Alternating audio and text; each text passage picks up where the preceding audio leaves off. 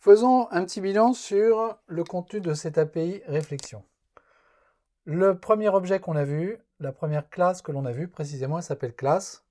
Et on a vu trois façons de récupérer des classes, soit avec la méthode getClass définie sur object, soit par invocation directement de cette classe, soit avec la méthode static forName qui prend une chaîne de caractères en paramètre et qui porte le nom de cette classe.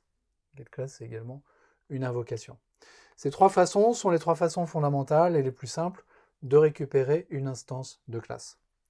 À partir de cette instance de classe, on a vu qu'on pouvait récupérer au moins trois objets, des objets de type field, des objets de type méthode et des objets de type constructor.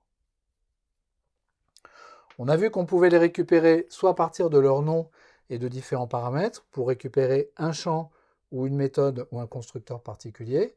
On a vu également qu'on pouvait récupérer des champs privés ou publics, pareil pour les méthodes, pareil pour les constructeurs.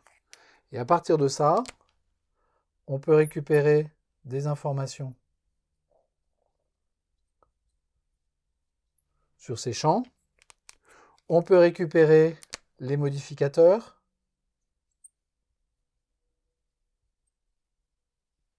Et on a vu comment le faire.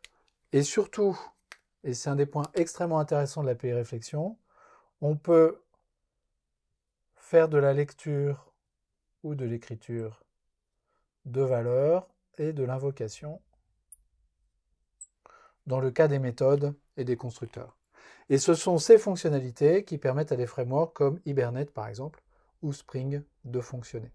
Donc ce sont des fonctionnalités vraiment fondamentales de l'API réflexion.